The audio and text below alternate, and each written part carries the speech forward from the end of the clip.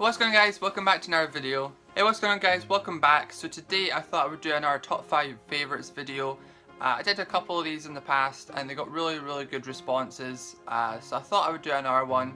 And I'm kind of planning on doing one every week or two, just to kind of spice up the channel a little bit as well as my on the couch reviews.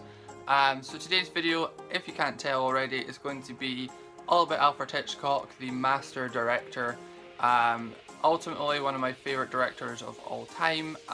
There's not a movie that I don't really like. There's certain movies that I'm kind of like, okay, it's just okay. But a lot of them I think are great, or masterpieces, or classics, or iconic. So yes, ultimately, he's one of my favourite directors. I've seen a lot of his earlier stuff. I've even seen some of his TV shows that he did. So yeah, I thought today, why not talk about him? So that's exactly what we're going to do. This is my top 5 Alfred Hitchcock movies.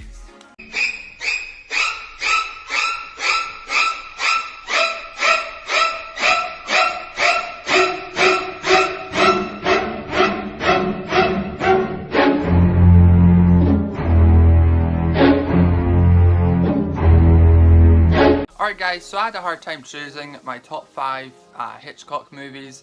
There were certain movies I knew I was going to have to put in this mix, but there was also movies I was kind of like, well, how many times have I watched it? Is it really better than the other? I had a hard time kind of deciding this, but I finally knocked it down to 5. So yeah, finally my top 5 Hitchcock movies. Alright guys, coming in at number 5 we have North by Northwest with Cary Grant. I really enjoyed this movie. I thought it was very unique. I love the story of him, the whole idea of him being mistaken for identity. Everyone thinking he's someone who he really isn't. He meets a female spy, he's getting chased, he's on the run, he gets, the infamous crop duster scene, for instance, that was really awesome. There's explosions in it. The Mount Rushmore scene was very climatic. I really loved that scene. I actually read that they weren't allowed to use the actual park itself, the actual monument, so they actually had to create it on a soundstage. Now, to be fair, you would never guess that, so give them credit of how they did that, because it looks just like the real one. So to make a very important climatic scene the best of their ability, since they can't go to the real location, I give them props for that, because they might have tried to change the ending if they weren't able to do it 100% how they wanted to do it. So that was really awesome. But yeah, Cary Grant's performance in the movie, I just love. You see him being very confused and being angry and being ambitious to clear his identity and get his name off the list and things like that. Really great performances. So this is one of my favourite movies from Hitchcock. One, because Cary Grant, great actor. Two, I loved the set of the movie, or different sets they used. So like the crop duster scene with all the fields. Then you've got like the train station. You've got Mount Rushmore. You've got the big mansion at the very start of the film. Just a very wide range of places that he visits through the movie, and that's one of my favourite things, seeing him going through a wide range of places. It's not just set in one house, it's not just set in one city, it's set all about the place. He's in the countryside and then he's in a mansion. I love the look of the film and I love all the settings. Mount Rushmore was really cool to see. Of course, they didn't actually use the real Mount Rushmore, but they recreated it and it looks just the same. It looked really cool. So I give them props to that, because a big climatic ending, they can't do it how precisely they wanted to do it, but they didn't back down and they continued to do it through soundstage basically. So I really enjoyed that aspect of the film. So yeah guys, overall, North by Northwest I just love. It's just a great kind of spy identity movie.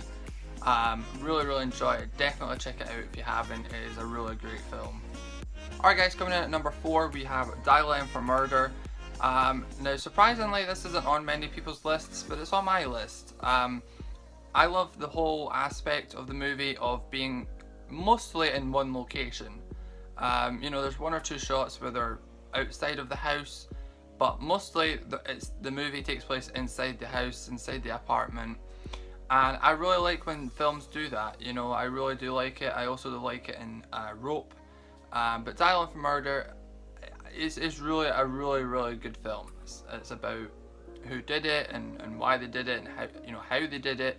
You know, the whole idea of the keys, you know, where's the keys hidden, and you know, how did they get in and do it. I really enjoyed this film. It's one of my favorite kind of crime or how they did it movies. I really enjoy it. Now admittedly I haven't seen it in 3D. I do have the 3D setup, I just have not watched it in 3D. I've heard it's not all that great in 3D except the point of conflict, I should say. I won't spoil what happens.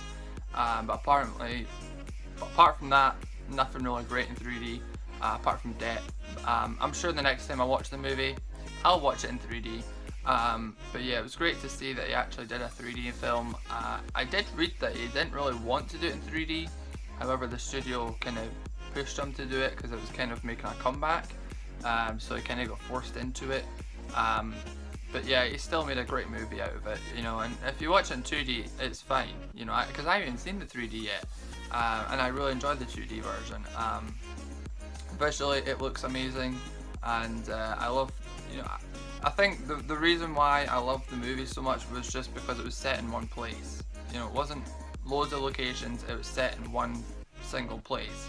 And you know, I loved the actual look of it. You know, I love the performances, I love the story, I just love everything in the movie. So yeah, number 4, Dial M for Murder. Alright guys, coming in at number 3 we have Rope with James Stewart. I love this film. This was one of the first few films I saw from Alfred Hitchcock, and it was a very different film. You know, it was one of the first of the few I've seen of this style, where it's kind of a one-take movie, where again it's set in one location and that is it. No other shots except this apartment. There is really only 3 main characters. You know, there's very few characters in the movie. Okay, you know, during the movie there's a lot of people, but truly there's only 3 main characters. You know, the two guys and James Stewart. And you know, I really enjoyed the film. It went outside of its boundaries. You know, it pushed the boundaries, I should say. You know, because you had the gay aspect to the movie. Of course, the 2 main characters were gay, which of course caused a lot of controversy to the film. You know, many American cities banned the movie, a lot of countries banned the movie, a lot of people just refused to go and see the movie or watch the movie, of course, because back in those days it wasn't really approved of, and so that added even more interesting things to the movie, you know, or interesting background to the movie, which kind of makes it more iconic, really. And then of course you got James Stewart in there. James Stewart's amazing, again, one of my favourite actors. I love all the westerns he did and things like that, and he does this movie wonderful. You know, it really does. It really adds to the movie. You know, he was a smart person in real life, so to see him being quite smart and figuring out what's happened in the movie was really awesome. So great performances by the 3 main characters. Very intriguing. For, you know, my first time watch, I was like, oh, what's going to happen? You know, I thought there was going to be. I thought a lot differently from how the movie actually ended. Put it that way. I was always guessing, and I love that. I love that about movies. Yeah, so at number 3, we've got Rope. Alright guys, coming in at number 2, we've got Psycho, the big daddy of them all, really. I'm sure everyone saw Psycho, everyone's heard of Psycho. I'm sure everyone's heard of Norman Bates, and even the TV show Bates Motel by now. I love Psycho, it really is. And I know people were thinking, oh, is that not your number 1? No, but we're going to get to that. But Psycho, utter masterpiece. This is a great movie, and it was hard not to put this as my number 1 favourite film from him, because it's such an iconic movie. You know, the whole shower scene at the end, or halfway through the movie, very iconic, very iconic. The music is just equally as iconic, and there's not many movies that do that, you know, have music in a movie that's that iconic, you know, because you could play the music and people can tell you straight away, oh, that's the music for Psycho. Whereas maybe even if you showed the scene itself without the music, they might not even know what it is. But yeah, so you know, equally an iconic scene with the music and with the actual scene itself. But ultimately, that wasn't my favorite scene of the movie. My favorite scene of the movie was at the end when you know, she goes downstairs to the basement and she sees his mother as like the skeleton figure, and then she knocks like the light over, and then he comes rushing down, also dressed as his mother, you know, with a knife, screaming. That was more horrifying to me than the shower scene. And when I first saw this movie, I was about 9 years old. So that end scene freaked me out a bit more than the shower. Of course, the shower scene freaked me out, but that end scene freaked me out just a little bit more. Yeah, I thought that scene was like the best in the movie, in my opinion. I just loved it. I thought it was such a good climatic scene. Yeah, of course, all performances were great in the movie. You know, the detective guy was really good. The sister was really good. Of course, the victim of the shower scene was really, really good. I'm sure it wasn't an easy scene to film, especially with all the restrictions they had back then. You know, about the nudity and about the blood and things like that. You know, very restricting, but they still managed to pull off amazingly. Possibly even better than they would have done nowadays. You know. But yeah, so Psycho is at number 2. I love the film so much. Alright guys, so you'll all be asking, what is my number 1 favourite film? You may have already guessed it, but it is Rear Window. I can watch this film nearly every month, and for me that's quite unheard of for a movie, but I really can. I love this movie so much. It never gets boring for me.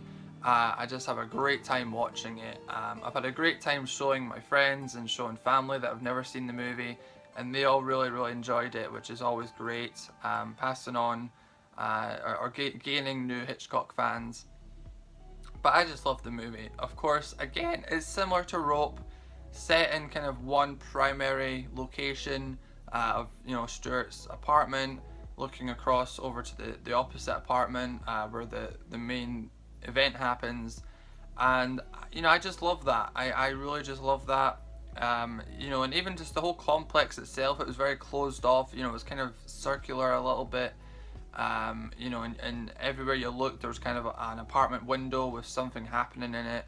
I loved that aspect. You know, I liked it. I thought it made the movie look really, really cool. You know, instead of just having, you know, cars going by, it's like nosing into the neighbors. You know, some points I actually felt like I was looking into the neighbors' houses. Yeah, that whole aspect, that whole set, I just love.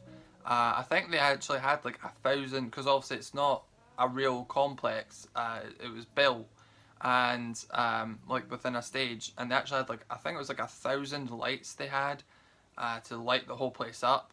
And I read that they actually had all the apartments so you could actually live in them. And I think, I can't remember if it's true or not, but apparently one of the neighbours actually lived in that apartment while they were making the movie, which I thought was bizarre. But they actually lived in there because it was a fully living, workable place. I also heard that Hitchcock actually used what do you call them, earpieces to talk to all the actors and actresses and all the production people, because he stayed in like one room while they all did it. That's very, very confusing. I've never heard of a director doing that. But maybe that's why the movie's so good. You know, he's not interfering too much and letting them go with it. But yeah, you know, it's just a great movie, and I think if you haven't seen the movie, you definitely have to check it out. You know, do yourself a favour, go and buy it, watch it, rent it, stream it, I don't care. Just go and watch it. Any of these movies I've talked about, go and watch them. They're awesome. But yeah, so number 1 is Rear Window. Alright guys, so that was my top 5 Alfred Hitchcock movies. I really hope you enjoyed.